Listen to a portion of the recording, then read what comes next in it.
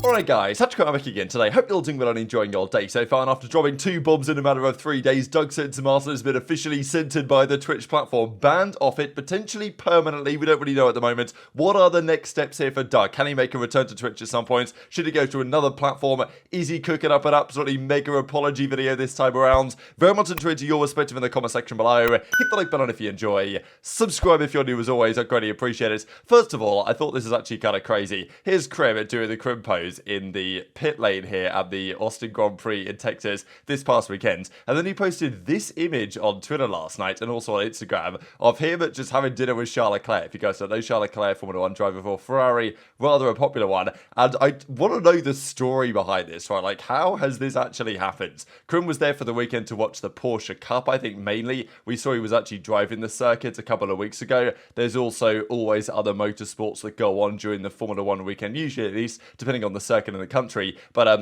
yeah, there was also the Porsche Cup and there was races, and obviously Crim was there to watch that and the F1. And look, we know he's with FaZe and we know he's getting access to do this other stuff, but I don't really know how he's hit up the DMs of Charles Leclerc. I don't know if they actually stream together because he mentions this birthday stream or something. So I know like, during lockdown and stuff, Leclerc and the others, I don't know if they're playing Warzone or whatever, but stuff like this is happening. So I don't know where this exactly came from, but I thought it was pretty funny. And a good day for Crim yesterday because he was also inducted into what is kind of like the Esports Awards Hall of Fame. We'll see that in a second. Just to look and to keep you guys up to date here, because November the 30th, roughly a month from now, is when the Esports Awards are going to be.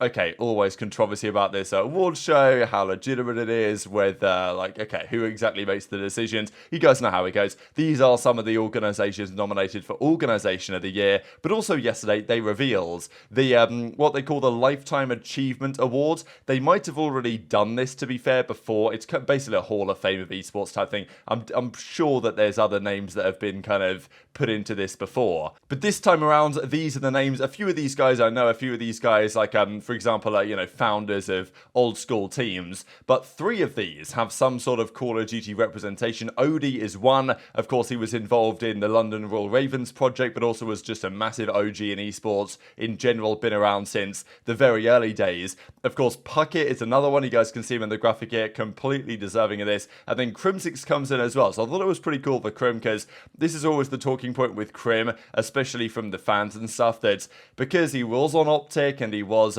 you know, considered in such high regard, then the friction during the split with OpTic and with Scump and all the drama that happened there, that's been resolved now to a certain extent. But you guys know how he went. It was on OpTic, he left OpTic, went to Dallas Empire, caused a lot of drama over the last couple of years, beefed with plenty of different players, and despite, you know, having the most accolades and the most success in the esports, isn't necessarily held in the regard as like the greatest of all time that you might expect fans to if it was in, you know, in other sports and stuff. A situation like Crimsix probably would be treated differently, but there's various reasons why that's not necessarily the case. So Crim getting the respect he deserves, I guess, is one way to look at it. I think it will happen more and more so from the fan base over time, but it's also something that is kind of nice to see, because I think it's kind of what Crim wants at the end of the day. Like, he wants to be respected for what he's achieved, which is totally justified, and I think this is a cool step to at least seeing that happen in part. So yeah, they put together a nice little video for him as well, from, of course, all the old school days through to the present day.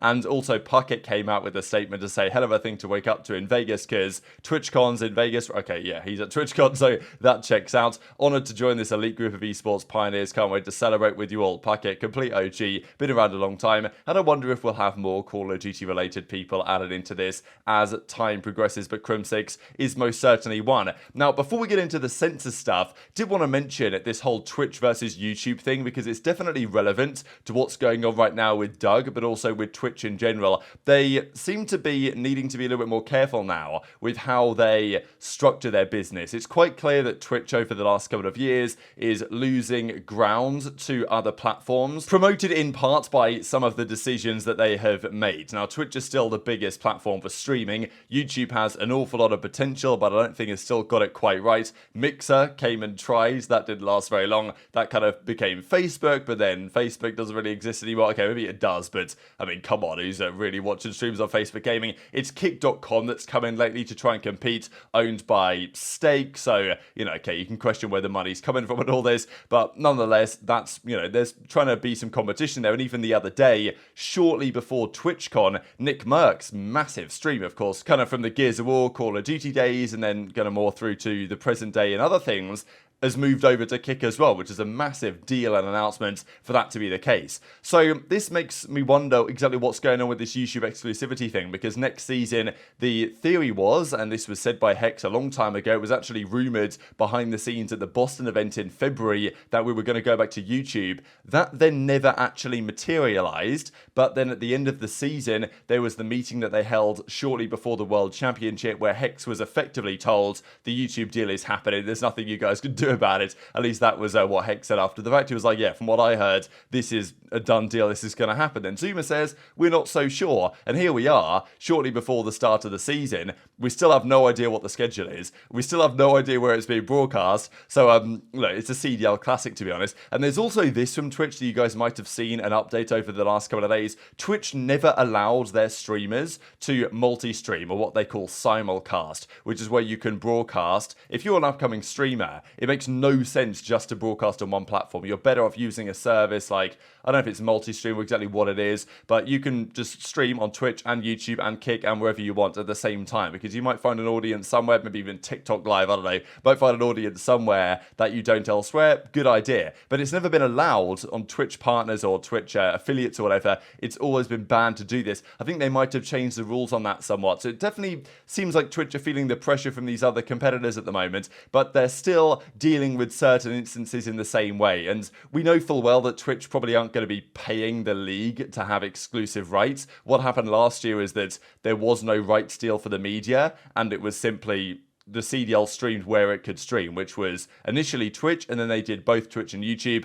I prefer watching on YouTube. The viewing experience is better. The quality of the VOD is better, and all the things you can rewind, pause, all this good stuff that you can't do on Twitch, and all the ads on Twitch are very invasive, but still, the platform nonetheless for actually getting an audience is the place to be, especially from an esports community perspective. So hopefully we get an update on that soon, but the longer it goes on, the more that I'm inclined to think that we're probably not going back to YouTube specifically. But yeah, I'm not going to get my hopes up for that one too much quite yet, because as I've said before, like, my preference is just to have it on both, as we had last year, which is kind of better for everyone. But speaking of Twitch, Censor, man. So this guy we saw the other day, he dropped you know, the F slur. This is kind of a bad one. He did come out with the apology. The other one, like the Envoy one, I know we talked about it the other day. He was basically repeating what a guy had said, and like, not a wise thing to do. Doug, of course, apologized on stream immediately afterwards. And like, I don't know, people were saying that Doug kind of did it deliberately for some attention. I don't know if I'm so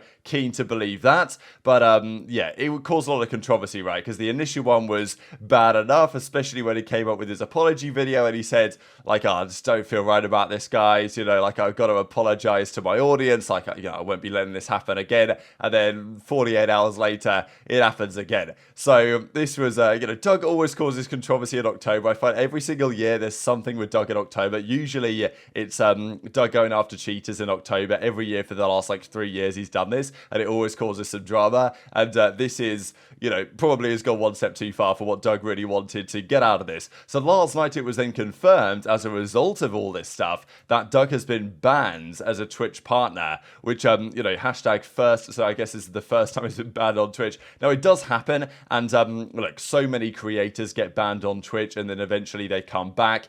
And honestly, sometimes for the creators, it can be quite good, actually, for the creators. Now, I'm not necessarily saying this is, but sometimes if you get, let's say you get banned for a week, the issue is with Doug, we don't know how long he's been banned for, and I'm sure there'll be lots of opinions as to whether he should be banned permanently, or whether it should have not happened at all, or whether it should be for just a few days. But still, often the streamers actually get a chance to take a break, because the way that Twitch tends to work, the more you stream, the more money you make. That's simply how it is. If you aren't live, you're losing money. That's just how the Twitch platform works. works. It's why, you know, the people that really dominate the platform stream all the time, because if you're not live, there's nothing to watch. So you have to be live, and then people come in, they subscribe, and if you turn off the stream for a couple of days, then you lose all those subs. So it becomes really difficult for Twitch streamers mentally to think about, all right, let me actually take a break here. It's really tough to do, I think, as a streamer. Now, when you're forced to take a break, when you get banned, it actually can work out well. You take a forced holiday, and then you come back, and quite often after you come back from the break, people are interested to, you know, get in your stream, they might subscribe again, and at least for some streamers, they actually see a boost after getting banned, so it can almost be like a tactic for the streamers. Now, that's obviously not what Censored has done in this case, but, you know, maybe it'll work out well for him if he comes back soon. Question is, will he? We don't know. They haven't said, and it's honestly kind of rare that they will say how long this ban might be for. Could be for a few days, could be for a week, could be effectively permanently until they unban him. I imagine it's only for a brief period of time. That would be my guess, is that it might be for a week or so, but we don't really know. And Doug, as of yet, hasn't actually commented on this. He didn't say anything on it on Twitter last night. So, yeah, maybe he's preparing an absolutely mega statement or apology or something. But, yeah, it's obviously unfortunate for Doug, but, look, he shouldn't have said what he said, and this is the typical punishment that they tend to give out for circumstances quite like this. And maybe if Doug hadn't have, you know, because he came up with this big apology and all this type of stuff, and I mean, look, it would have made the news anyway, but Doug did, you know, Doug did amplify it by obviously making the public apology and everything like that. I'm not saying it was wrong to do so, but, you know, because Doug made a big deal out of it and he responded to it, he's, you know, obviously made it to the attention of Twitch, and now they've decided to take action however long this potentially lasts. Now, we know that on kick.com, they don't have the same philosophy in terms of, you know, certain content being not allowed by the terms of service. On kick.com, it's a free-for-all, basically do what you want, and, you know, maybe for good in some parts and certainly probably for bad in other parts as well. So I don't know whether this is a future for Censored to say, you know what, let me get over to kick.com and start streaming over there. I doubt that would be the case, but yeah, maybe there's a chance that Doug considers this, because as I said, I'm kind of surprised that he didn't say anything last night on socials to be like, to address the situation and think about what's going to happen for him going forwards. So yeah, intrigued to your thoughts on that in the comments below. Do you think this is appropriate punishment for what Doug said? This is what Twitch tend to do. There's also been some controversy, especially with like the Sniper Wolf stuff going on. Yes, that's on YouTube, but people tend to think that like really massive creators like Sniper Wolf tend to get preferential treatment when, you know, she docks to whoever. Like there was all the Jax films. There's all that controversy going on right now as well. And, okay, I think they did demonetize some of her content, but the general feeling is that she's kind of gotten away with this quite lightly, whereas, you know, okay, Doug's a big creator, but on Twitch he's not necessarily on the level of someone like Sniper Wolf, and, okay, she's not a streamer. You get the point I'm trying to make, that it feels like at times there's different consequences of the various actions in these circumstances. So, yeah, maybe Doug will be back, maybe you won't. I guess we'll have to see over time. But very much intrigued to your thoughts in the comments below. Hit the like button if you enjoyed. Subscribe if you're new. Take care. And I'll see you next time. One's going LR. Two. LR right now. I'll see him. LR, yeah. Oh, no, wait. Could be glass or loot. I'm camping. Yeah, what's loot? Wait, what are we dying to? Wait, he just pushed Wait. under me, LR. My glass. Oh my Jesus. Fuck. Let me get this. Let me get the I'm so much over here. Let me get the down. No, you stole my over!